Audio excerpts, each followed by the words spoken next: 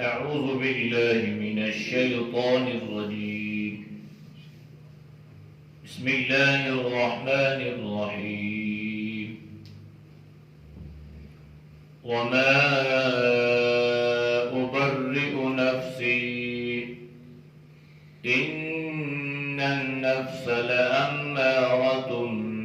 بالسوء إلا ما رحم ربي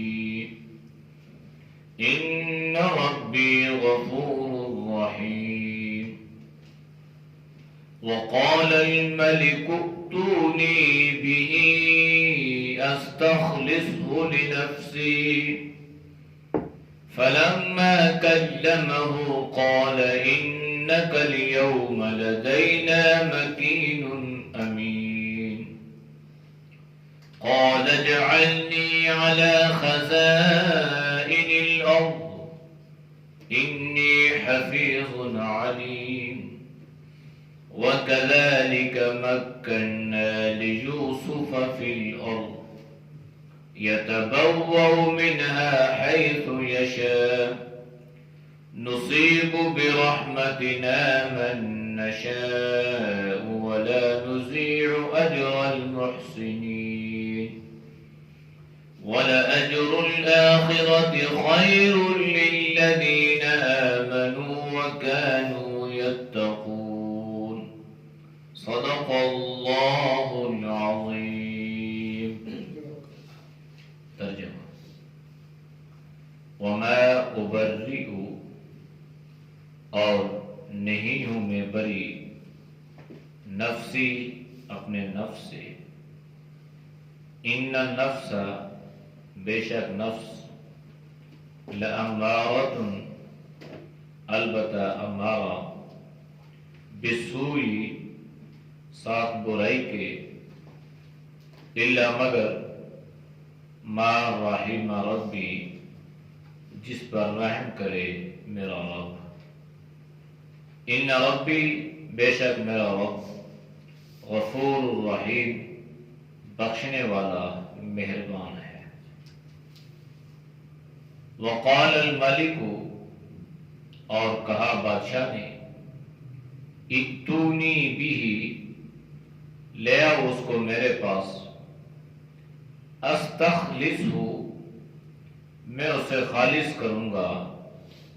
لنفسی، اپنے نفس کے لیے۔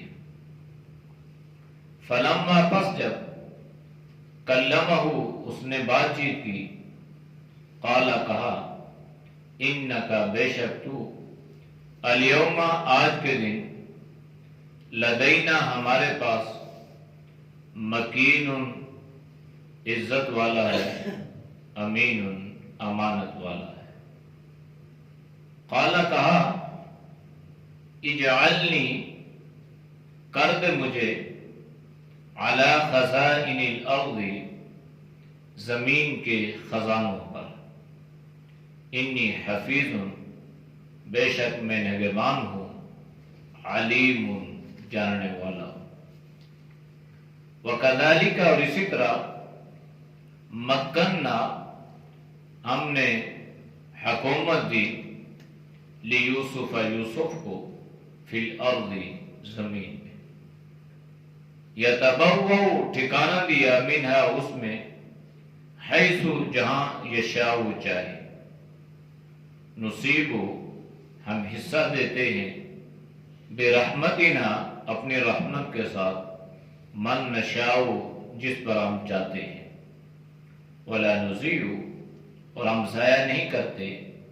اجر المحسنین، اجر نیکی کرنے والوں کا۔ ولاجر الآخرۃ، اور بہرحال اجر آخرت کا، خیر، بہتر ہے، للذین، ان لوگوں کے لیے، آمنوا، جو ایمان لائے، وکانوا یتقون، اور تھے پرہیزگار۔ آیات کا ما قبل آیات کے ساتھ ربط اور تعلق یہ تھا کہ جناب یوسف علیہ السلام نے یہ کہا کہ بھائی وہ عورتیں جنہوں نے اپنے ہاتھ کاٹ دیے تھے تو ان کا کیا معاملہ ہوا؟ تو بادشاہ نے عورتوں سے پوچھا تو عورتوں نے اس بات کا اقرار کر لیا، بھائی ہم نے تو یوسف میں کوئی برائی نہیں دیکھی۔ اس وقت عزیز مصر کی بیوی سے رہا نہ گیا تو اس نے بھی اپنی کوتاہی کا، اپنی غلطی کا اعتراف کر لیا اور یہ کہہ دیا میں غلطی پہ تھی، یوسف سچا تھا۔ اور یوسف نے بھی بادشاہ کے سامنے اس معاملے کو یوں رکھا کہ یہ چیز لوگوں پر ظاہر ہو جائے کہ کوئی آدمی اپنے محسن کے ساتھ ایسی حرکت کرنے کا سوچ بھی نہیں سکتا، اور کوئی آدمی کسی کے پیٹھ پیچھے اس کے بھائی کے ساتھ کسی طرح کی خیانت یا بددیانتی کا مرتکب نہیں ہو سکتا، اگر ہوگا تو وہ پھر ہدایت سے محروم ہو جائے گا۔ آج کی آیات میں وَمَا أُبَرِّئُ نَفْسِي إِنَّ النَّفْسَ لَأَمَّارَةٌ بِالسُّوءِ إِلَّا مَا رَحِمَ رَبِّي۔ حضرت یوسف علیہ السلام نے فرمایا کہ دیکھو میں اپنے نفس سے بری نہیں ہوں، میرے اندر جو نفس ہے، نفس امارہ ہے، بالسوئی، یہ انسان کو برائی کی طرف مائل کرتا ہے، مگر یہ کہ جس پہ میرا اللہ رحم کر دے۔ ان ربی غفور رحیم، اس لیے کہ میرا رب جو ہے یہ بڑا مہربان ہے اور رحیم ہے اور بخشنے والا ہے۔ بعض مفسرین نے لکھا ہے کہ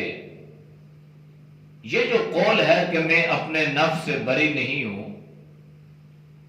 یہ عزیز مصر کی بیوی کا ہے۔ جب اس نے یہ اعتراف کیا کہ یہ حرکت میں نے کرنے کی کوشش کی تھی لیکن یہ سچا ہے اور یہ بچ گیا ہے، تو اب یہ کہنے لگی کہ بھائی اگر میں نے یہ حرکت کی ہے تو یہ تو کوئی ایسی بات نہیں ہے، کوئی انہونی بات نہیں ہے، اس لیے کہ یہ نفس میرے اندر موجود ہے اور یہ نفس انسان کو گناہ پر، برائی پر آمادہ کرتا ہے۔ لیکن اکثر مفسرین نے لکھا ہے کہ حضرت یوسف علیہ السلام نے اس بات کا اظہار کیا کہ دیکھیں کوئی آدمی بھی کسی نفس سے بری نہیں ہے،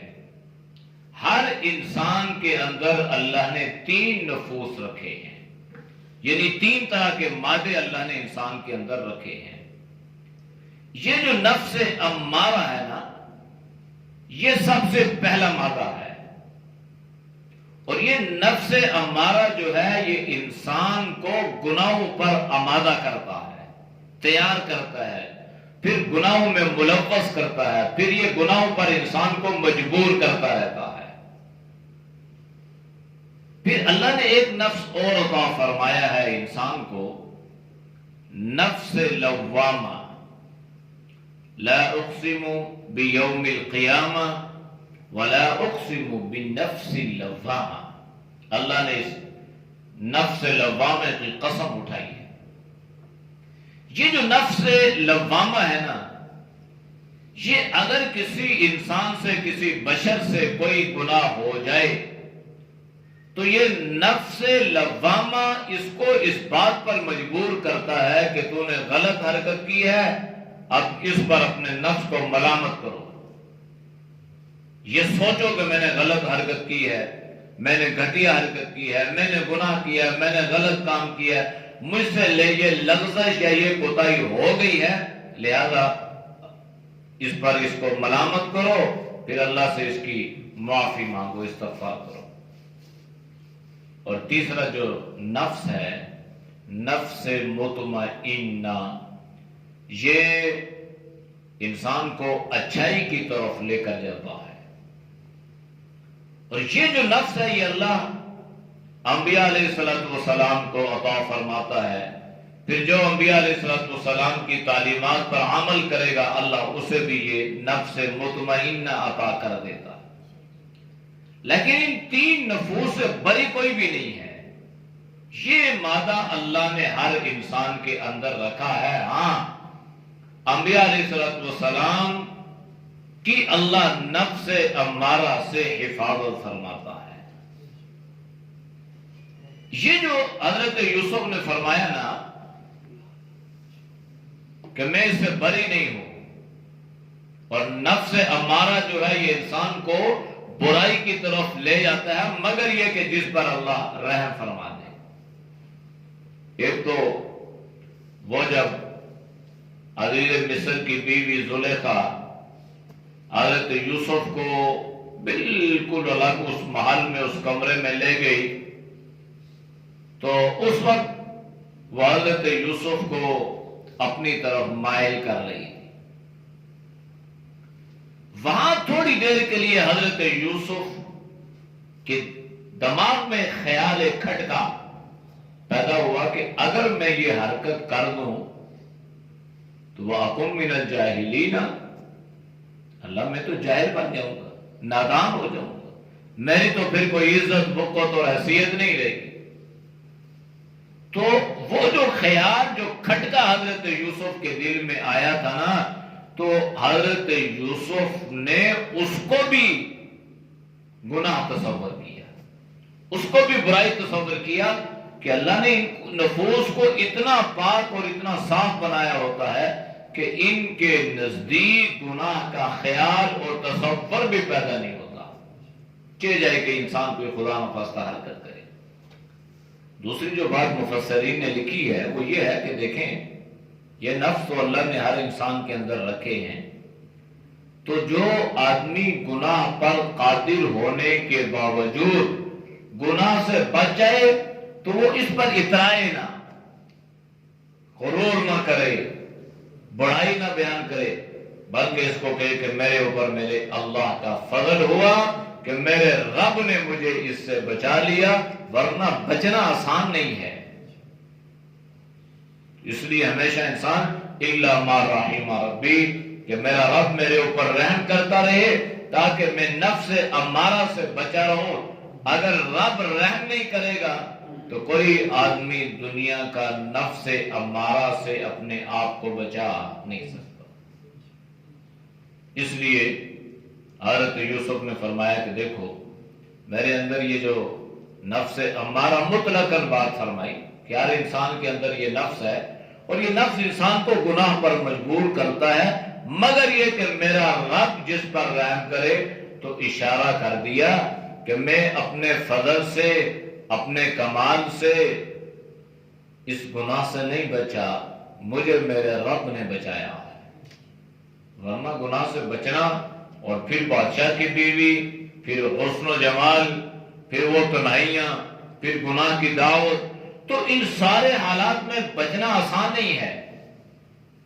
انسان دوسروں کو کہتا ہے نا، لیکن جب انسان پہ خود آتی ہے تو پھر پتہ چلتا ہے یہ کتنے پانی میں ہے. ہم دوسروں کو کہتے ہیں سود مت کھاؤ، حرام مت کھاؤ، یہ مت کرو، یہ مت کرو، لیکن جب خود اس چیز کا موقع مل جائے تو پھر انسان یہ سوچے کہ آیا میں اس سے بچ سکتا ہوں، بچنا میرے لیے آسان ہے یا نہیں ہے. ہم دوسروں کو کہتے ہیں صبر کرو صبر کرو، لیکن جب اپنے اوپر پڑتی ہے تو پھر پتہ چلتا ہے کہ میں صبر کر سکتا ہوں یا نہیں کر سکتا. اس لیے اصل مسئلہ یہ ہے کہ انسان یہ برائی کے مادے جو ہیں اللہ نے انسان کے اندر رکھے ہیں. فرشتوں میں یہ مادے نہیں ہیں، انسان کے اندر یہ مادے ہیں. لیکن جو اللہ کے خاص عالی شان مقام اور مرتبے والے بندے ہوتے ہیں،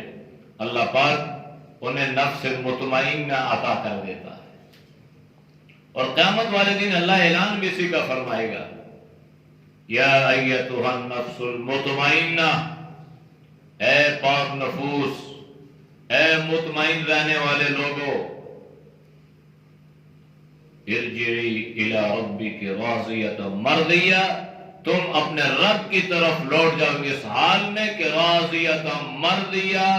تم بھی راضی، تمہارا رب بھی راضی ہے۔ فادخلی فی عبادی وادخلی جنتی، تو کتنا خوبصورت یہ اعلان ہوگا کہ فادخلی فی عبادی، جاؤ میرے بندوں میں داخل ہو جاؤ اور میری جنت میں داخل ہو جاؤ۔ تو اللہ سے انسان اس نفس کی دعا کرے۔ تو اگر کبھی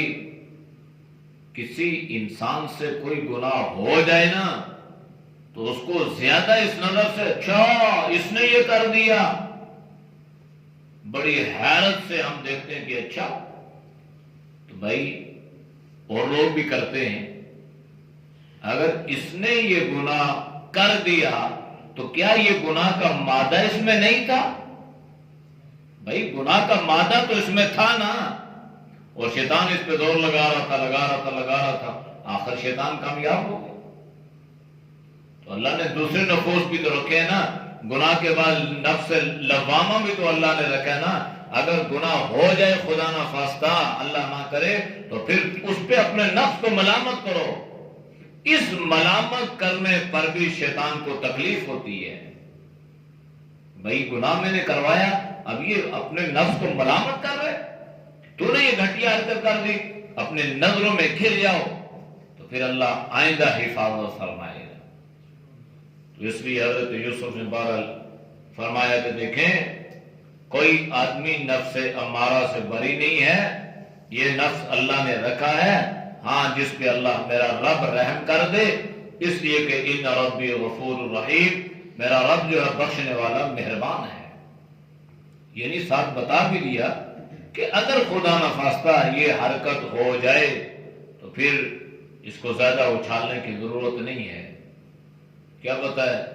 اس سے بھی بڑا گناہ ہو جائے۔ اس لیے جب انسان کسی کو اس انداز سے دیکھے یا کسی کی خبر اسے اس کے کانوں تک پہنچے تو اسے چاہیے کہ انا للہ پڑھے اور استغفار کرے، اور اپنے نفس کو دیکھے کہ خدا نخواستہ کہیں ایسا نہ ہو کہ آج اگر وہ اس میں گر چکا ہے تو ممکن ہے شاید کل میں بھی گر جاؤں، آج اگر اس نے یہ حرکت کی ہے تو ہو سکتا ہے کل مجھ سے بھی ہو جائے۔ اس لیے اللہ کے نبی نے گناہوں پر، عیوب پر پردہ ڈالنے کا حکم دیا ہے۔ گناہوں پہ پردہ ڈالو، اللہ قیامت والے دن تمہارے گناہوں پہ پردہ ڈالے گا۔ یہ سوشل میڈیا کا زمانہ ہے نا، تو یہاں پہ بات کا بتنگڑ اور سوئی کا پھال بنتا ہے، بات ہوتی نہیں ہے، اس کو اتنا بڑا بڑھا چڑھا کے انسان پیش کرتا ہے کہ لوگ دھنگ رہ جاتے ہیں، حیران، کسی کو کیوں ذلیل کر رہے ہو، کسی کی پگڑی کیوں اچھالتے ہو؟ اگر کسی بات کا پتہ بھی چلا ہے تو اسلامی تعلیم کے مطابق آپ کوشش یہ کریں کہ اس کی اگر کوئی مثبت بات ہے تو وہ منفی باتوں سے اپنے آپ کو بچائیں، اور کوشش یہ کریں اس نیت سے اس کے عیب پہ پردہ ڈالیں کہ اگر آج میں اس کے عیب پہ پردہ ڈالوں گا تو کل قیامت والے دن اللہ میرے عیوب پہ پردہ ڈالے گا۔ ایک حدیث میں اللہ کے نبی نے فرمایا کہ اللہ حساب لیتے لیتے ایک آدمی آئے گا تو اللہ اس کو پردے کے پیچھے لے جائے گا، پردے کے پیچھے، تو باقی حساب سامنے ہو رہا ہے کیا پردے کے پیچھے ہو رہا ہے؟ تو یا اللہ یہ کیا معاملہ ہے؟ تو اللہ فرمائیں گے اس لیے کہ تو نے دنیا میں میرے بندے کے گناہ پہ پردہ ڈالا تھا، آج قیامت والے دن کیونکہ میں تجھ سے زیادہ مہربان ہوں اور میں تجھ سے زیادہ اپنے بندوں سے پیار کرتا ہوں، جب تو میرے بندوں کے گناہ پہ پردہ ڈال سکتا ہے تو میں نے آج تیرے عیب پہ تمہارے گناہوں پہ پردہ ڈال دیا ہے۔ اس لیے ایوب کو بیان نہیں کرنا بلکہ اسے پردہ۔ تو فرمایا کہ ان ربی غفور رحیم، میرا رب بڑا مہربان بخشنے والا ہے۔ وقال الملک اتونی بہ، اب بات کیا چل رہی تھی کہ قاصد گیا تھا حضرت یوسف کے پاس، تو حضرت یوسف نے اس کو بھیج دیا، جاؤ پہلے یہ پوچھ کے آؤ، یہ آیا، اس نے بتایا ساری باتیں، اس نے کہا اچھا ویسا پھر لے کے آؤ۔ جناب یوسف علیہ السلام کو بادشاہ نے طلب کیا اب حضرت یوسف جیل خانے میں صاف ستھرے، بعض مفسرین نے لکھا کہ نیا سوٹ پہنا، غسل کیا، جیل والوں سے ملے، سب کے لیے دعا کی اور بادشاہ کے پاس، جب بادشاہ کے پاس آئے نا تو حضرت یوسف نے عربی میں سلام کیا، السلام علیکم ورحمۃ اللہ۔ تو جب اس انداز سے سلام کیا نا تو بادشاہ پہ بڑا اثر پڑ گیا، تو بڑا وجاہت والا اور بڑا، تو حضرت یوسف علیہ السلام جب بیٹھ گئے، بات چیت ہونے لگی، تو اب بادشاہ کہنے لگا، پہلے تو درمیان میں ایک واسطہ تھا کہ اس کے ذریعے سے میں نے خواب بیان کی، کچھ باتیں چھوڑ دی، کچھ، تو اب بادشاہ نے اپنی زبان سے براہ راست اپنے سارے معاملات کو حضرت یوسف علیہ السلام کے سامنے بیان کر دی۔ اب حضرت یوسف نے اس کے خواب کو سنا اور سن کر جو ہے نا تعبیر بھی بتائی، اور ساتھ ساتھ بادشاہ نے مشورہ طلب کیا، تو حضرت یوسف علیہ السلام نے اس آنے والے قحط سے بچنے کی جو تدابیر تھی وہ بھی بتا دی کہ کس طرح بچو گے، کیسے ممکن ہے،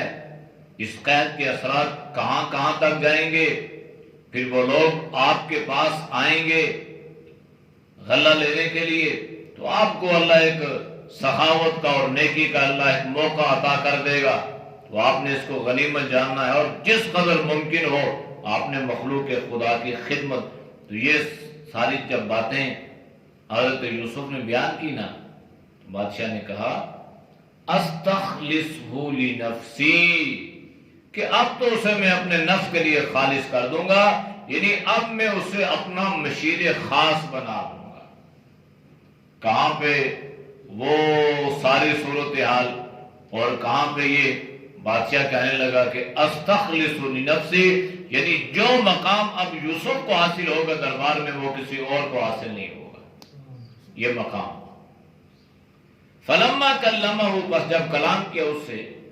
تو فرمایا قال انک اليوم لدینا مکین امین، بادشاہ نے کہا کہ بھائی آج کے بعد نا آپ ہمارے پاس باعزت، مکین، محترم، امین، امانت والے، یعنی آج کے بعد آپ کو یہاں پہ جو مقام مرتبہ حاصل ہوگا نا وہ اس محل میں، اس دربار میں، اس ملک میں کسی دوسرے کو حاصل نہیں ہوگا جو آپ کو ہوگا۔ اس لیے کہ اس نے، حضرت یوسف نے ساری تدابیر، سارے معاملات، مشورے قید سے بچنے کی، اس سے بادشاہ بڑا امپریس ہوا، بڑا متاثر ہوا کہ اچھا یہ سارے معاملات۔ یہ کہنے لگا بادشاہ کہ اب یہ سارا نظام چلائے گا کون، کیسے اس نظام کو چلایا جائے، اور جو باتیں آپ مشورہ دے رہے ہیں تو کیسے ان پہ عمل کیا جائے۔ تو حضرت یوسف نے اپنے آپ کو پیش کر دیا اور کہنے لگے قال اجعلنی علی خزائن الارض، اب مجھے زمین کے خزانوں پر مقرر کر دیں، یعنی دوسرے الفاظ میں آپ مجھے وزیر خزانہ بنا دیں۔ وزیر خزانہ جو ہوتا ہے نا، یہ معیشت کا سارا دار و مدار جو ہے نا اس کے ہاتھ میں ہوتا ہے، اس نے کیسے نظام چلانا ہے، ملک کی معیشت کو اس نے کیسے مضبوط کرنا ہے، یہ وزیر خزانہ کی صوابدید پہ ہوتا ہے۔ وزیر خزانہ وہ معاملات کو سمجھتا ہوگا، اس کا بین الاقوامی طور پہ اس پہ جو ہے وہ نظر ہوگی، تو تب اب یہ نہیں ہے کہ کسی ایک کمپنی کا کوئی جی ایم ہو یا کوئی منیجر ہو، اس کو ملک پہ مسلط کر دو کہ جو جناب یہ ملک کی معیشت کو بہتر کرے گا، کیسے بہتر کرے گا۔ اس لیے حضرت یوسف جو تھے اس معاملات کو سمجھتے تھے، تو اس لیے فرمایا کہ ٹھیک ہے آپ مجھے اس پر مقرر کر دیں، میں اس نظام کو بہتر انداز سے چلا سکتا ہوں۔ تو یہاں پر شاید یہ سوال ذہنوں میں آئے کہ یہ ایک عہدہ تھا، ایک منصب تھا، تو حضرت یوسف نے منصب کیوں خود طلب کیا؟ جبکہ خود منصب طلب کرنے والے کے بارے میں اللہ کے نبی نے فرمایا جو عہدہ یا منصب خود طلب کرتا ہے وہ اللہ کی مدد یا نصرت سے محروم ہو جاتا ہے۔ ہاں کوئی اگر اس کو وہ عہدہ سپرد کر دے تو پھر اللہ کی مدد اور نصرت اس کے ساتھ شامل حال رہتی ہے۔ اس کا جواب مفسرین نے یہ دیا کہ اس کا جواب یہ ہے کہ جہاں پہ انسان اس ضرورت کو محسوس کرے اور وہ یہ سمجھے کہ اس نظام کو میں چلا سکتا ہوں، بہتر انداز سے سمجھ سکتا ہوں، ہینڈل کر سکتا ہوں، تو پھر اس کو چاہیے کہ وہ اپنی خدمت ریاست کے حوالے کرے اور اپنے آپ کو پیش کر دے۔ وہ اب الگ بات ہے کہ وہ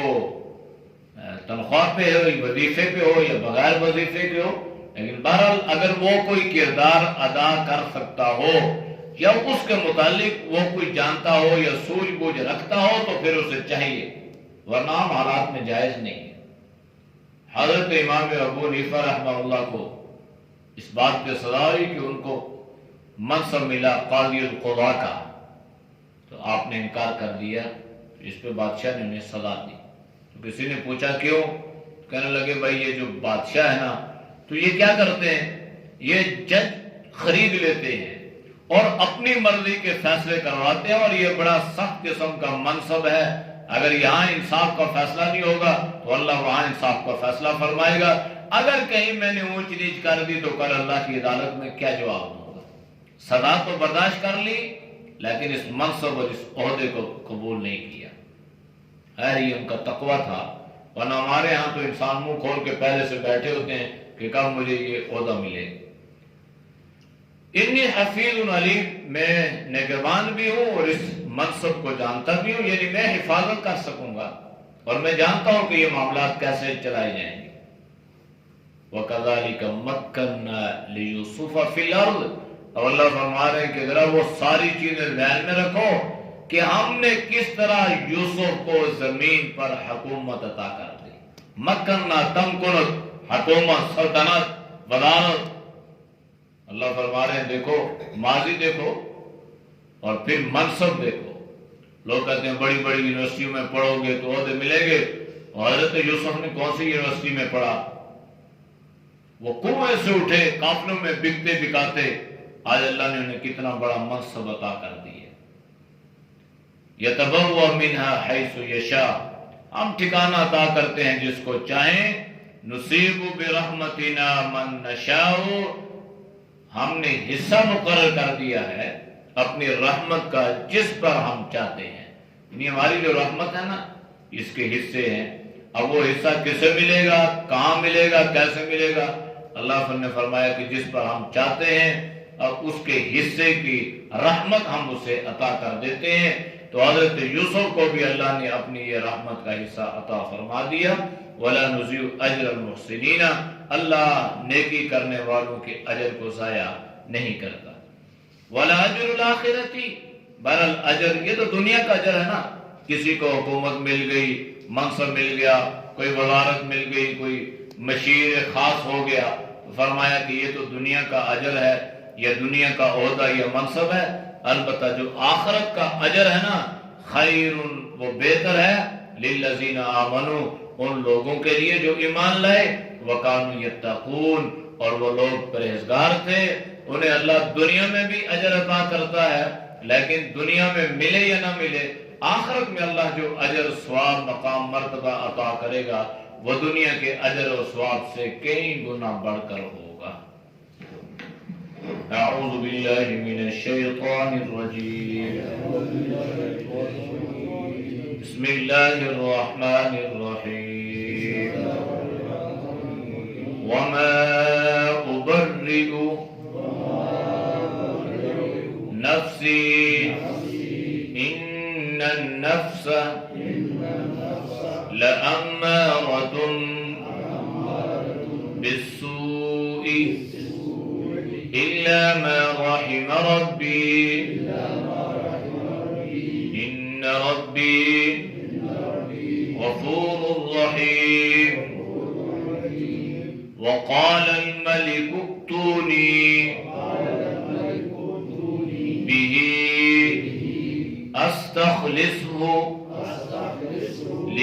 بنفسي فلما كلمه قال إنك اليوم